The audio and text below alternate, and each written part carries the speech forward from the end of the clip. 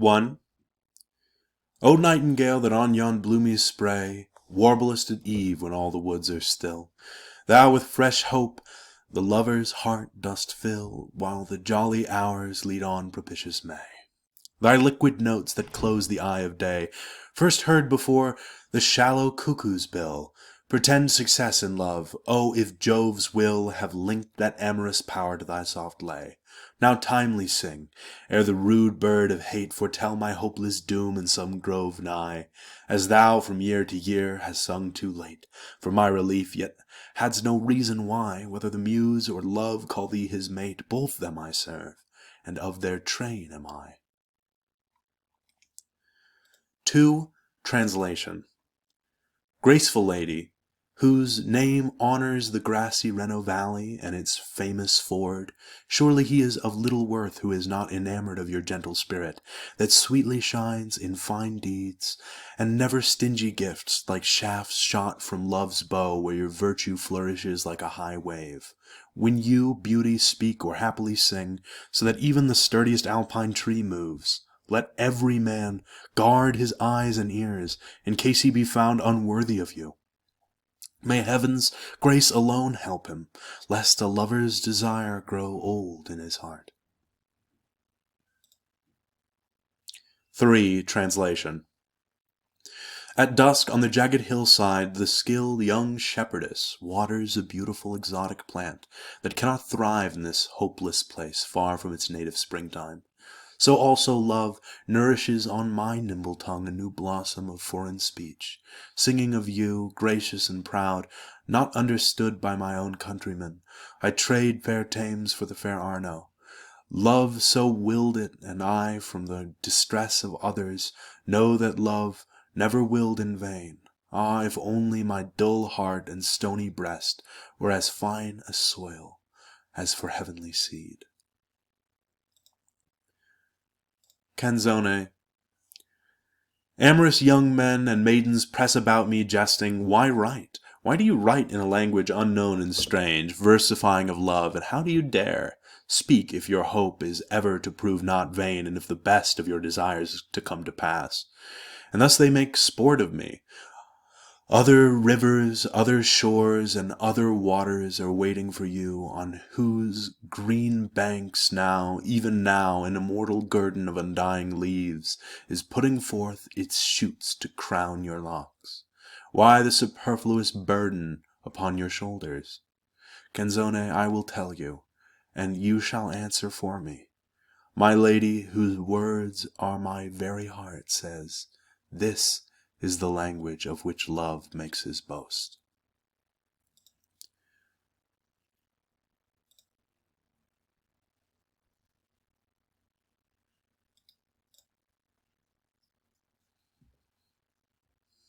Four. Translation. Diodati, and I tell you this with amazement, that unemotional I, who usually feel disdain for love, and often have ridiculed his snares, already have fallen where many good men fell before me have been snagged. Neither golden braids nor vermilion cheeks dazzle me so, but underlying this exotic beauty is a new idea that fills my heart, a most honest demeanor, and in the brow that calm, tender, black splendor, speech adorned with more than one language, and song that might well draw the toilsome moon from mid-sky, and from her eyes shoots such fire that plugging my ears with wax does little to help. 5. Translation. My lady, certainly your beautiful eyes must be my sun. Yes, they smite me hard, like the sun upon a traveler through the Libyan desert, while a hot vapor never felt before pushes from that side which is in pain. I do not know what it is, maybe that which lovers' language calls a sigh, part of it, locked up in darkness, hides, having shaken my breast, and then escaping a little around here, either is covered in frost or freezes. But the part that comes to find a place in my eyes makes all my nights rainy until my dawn comes again full of roses.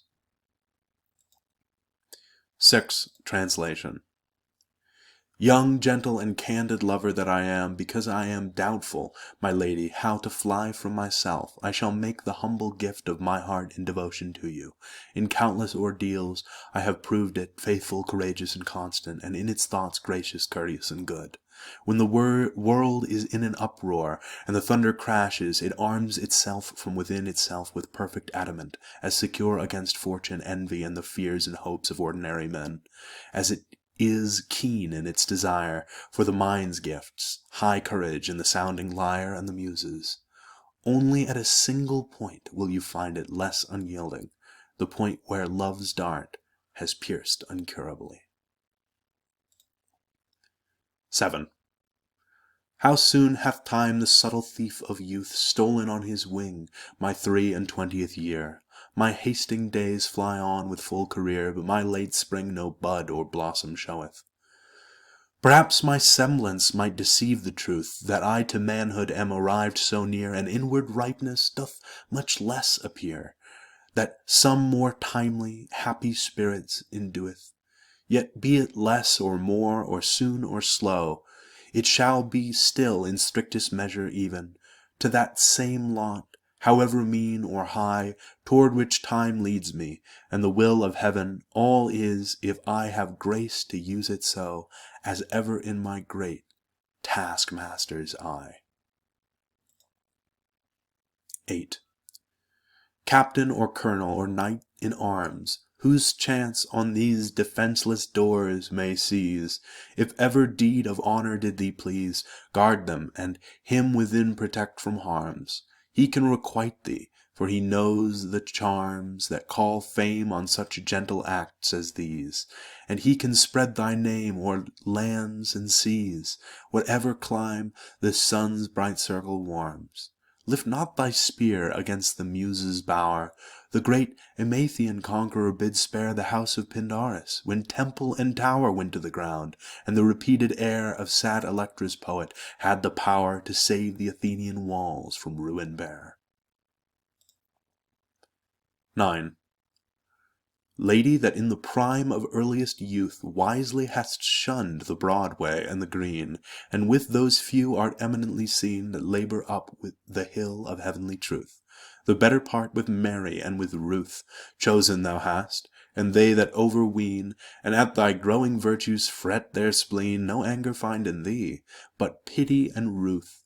Thy care is fixed, and zealously attends to fill thy odorous lamp with deeds of light, and hope that reaps not shame. Therefore be sure thou, when the bridegroom with his feastful friends passes to bliss at the mid-hour of night, hast gained thy entrance, virgin wise and pure.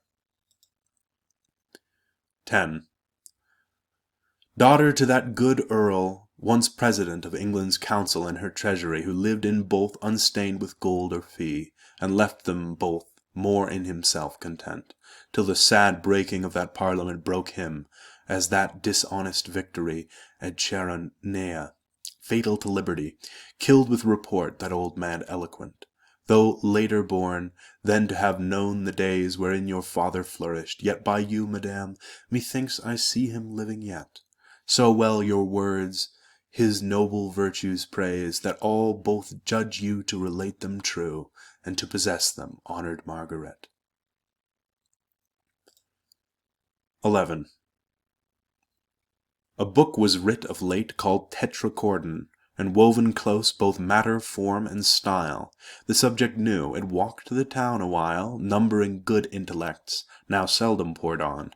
Cries the stall reader, bless us, what a word on a title page is this, and some in file stand spelling false. While one might walk to Mile End Green, why is it harder, Circe, than Gordon, Colkito, or MacDonald, or Galasp? Those rugged names to our like mouths grow sleek, that would have made Quintilian stare and gasp. Thy age, like ours, O soul of Sir John Cheek, hated not learning worse than toad or asp, when thou taught'st Cambridge and King Edward Greek. 12. On the same.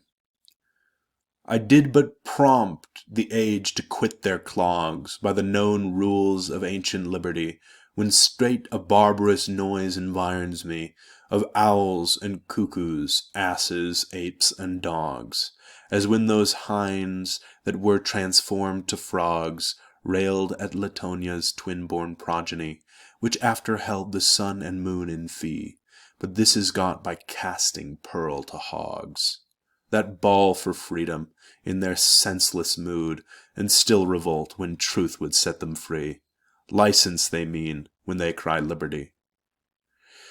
For who loves that must first be wise and good, but from that mark how far they rove we see, for all this waste of wealth and loss of blood. 13. To Mr. H. Laws on his heirs. Harry, whose tuneful and well-measured song first taught our English music how to span words with just note and accent, not to scan with Midas ears, committing short and long. Thy worth and skill exempts thee from the throng with praise enough for envy to look wan. To after age thou shalt be writ the man that with smooth air couldst humour best our tongue. Thou honour'st verse, and verse must lend her wing to honour thee, the priest of Phoebus' choir, that tunest their happiest lines in hymn or story. Dante shall give fame leave to set thee higher than his Casella, whom he wooed to sing, met in the milder shades of purgatory.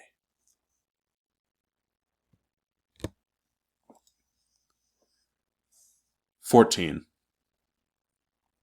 When faith and love, which parted from thee never, had ripened thy just soul to dwell with God, meekly thou didst resign this earthly load of death, called life, which us from life doth sever. Thy works and alms, and all thy good endeavour, stayed not behind, nor in the grave were trod, but as faith pointed with her golden rod, followed thee up to joy and bliss forever. Love led them on, and faith, who knew them best, thy handmaids, clad them o'er with purple beams and azure wings, that up they flew so dressed, and speak the truth of thee on glorious themes, before the Judge, who thenceforth bid thee rest, and drink thy fill of pure immortal streams. 15. Fairfax, whose name in arms through Europe rings, filling each mouth with envy or with praise, and all her jealous monarchs with amaze, and rumours loud that daunt remotest kings. Thy firm unshaken virtue ever brings victory home, though new rebellions raise their hydra heads, the false North displays her broken league to imp their serpent wings. O yet a nobler task awaits thy hand, for what can wars but endless wars still breed, till truth and right from violence be freed, and public faith cleared from the shameful brand of public fraud. In vain doth valour bleed, while avarice and rapine share the land. 16. Cromwell, our chief of men, who through a cloud, not of war only, but detractions rude, guided by faith and matchless fortitude, to peace and truth thy glorious way hast ploughed, and on the neck of crowned fortune proud hast reared God's trophies, and his work pursued, while Darwin's stream with blood of Scots imbrued, and Dunbar field resounds thy praises loud. In Worcester's laureate wreath yet much remains to conquer still. Peace hath her victories, no less renowned than war. New foes arise, threatening to bind our souls with secular chains. Help us to save free conscience from the paw of hireling wolves, whose gospel is their maw. 17. Vain, young in years, but in sage counsel old, than whom a better senator ne'er held the helm of Rome, when grown not arms repelled, when gowns not arms repelled. The fierce Eperiot and the African bold, whether to settle peace or to unfold the drift of hollow states, hard to be spelled, than to advise how war may best upheld, move by her two main nerves, iron and gold, in all her equipage, besides to know both spiritual power and civil, what each means, what severs each, thou hast learned, which few have done. The bounds of either sword to thee we owe, therefore on thy firm hand religion leans in peace, and reckons thee her eldest son. 18. On the late massacre in Piemont. Avenge, O Lord, thy slaughtered saints, whose bones lie scattered on the Alpine mountains cold, even them who kept thy truth so pure of old, when all our fathers worshipped stocks and stones. Forget not in thy book, record their groans, who were thy sheep, and in their ancient fold, slain by the bloody Piemontes that rolled mother with infant down the rocks. Their moans the vales redoubled to the hills, and they to heaven. Their martyred blood and ashes sow o'er all the Italian fields, where still doth sway the triple tyrant, that from these may grow 100-fold, who, having learnt thy way, early may fly the Babylonian woe. 19. When I consider how my light is spent, ere half my days in this dark world and wide, and that one talent which is death to hide, lodged with me useless, though my soul more bent to serve therewith my Maker and present my true account, lest he returning chide, doth God exact day labor, light denied, I fondly ask, but patience to prevent. That murmur soon replies, God doth not need either man's work or his own gifts, who best bear his mild yoke. They serve him best, his state is kingly, thousands at his bidding speed, and post o'er land and ocean without rest. They also serve, who only stand and wait.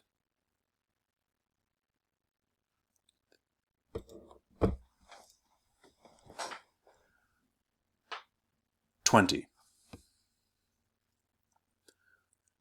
Lawrence, of virtuous father, virtuous son, now that the fields are dank and ways are mire, where shall we sometimes meet, and by the fire help waste a sullen day? What may be won? From the hard season gaining, time will run on smoother, till Favonius re-inspire the frozen earth, and cloth in fresh attire the lily and rose, that neither sewed nor spun. What neat repast shall feast us, light and choice of Attic taste with wine, whence we may rise to hear the lute well-touched or artful voice, warble immortal notes and Tuscan air. He who of those delights can judge and spare to interpose them oft is not unwise. 21. Syriac, whose grandsire on the royal bench of British famous, with no mean applause pronounced and in his volumes taught our laws, which others at their bar so often wrench. Today deep thoughts resolve with me to drench in mirth, that after no repenting draws, let Euclid rest, and Archimedes pause, and what the Swede intend, and what the French. To measure life, learn thou betimes, and know, towards solid good, what leads the nearest way. For other things, mild heaven a time ordains, and disapproves that care, though wise in show. that with superfluous burden loads the day, and when God sends a cheerful hour refrains. 22. Syriac. This 3 years' day, these eyes, though clear to outward view, of blemish or of spot, bereft of light, their seeming have forgot, nor to their idle orbs doth sight appear, of sun, or moon, or star, throughout the year, or man, or woman. Yet I argue not against heaven's hand, or will not bate a jot of heart or hope, but still bear up and steer right onward. What supports me, dost thou ask? The conscience, friend, to have lost them overplied in liberty's defense, my noble task, of which all Europe talks from side to side. This thought might lead me through the world's vain mass, content though blind, had I no better guide. 23. Methought I saw my late espoused saint brought to me like Alcestis from the grave, whom Jove's great son to her glad husband gave, rescued from death by force, though pale and faint. Mine as whom washed from spot of childbed taint, purification in the old law did save, and such as yet once more I trust to have full sight of her in heaven, without restraint, came vested all in white, pure as her mind, her face was veiled, yet to my fancied sight, love, sweetness, goodness in her person shined, so clear, as in no face with more delight. But oh, as to embrace me she inclined, I waked, she fled, and day brought back my night.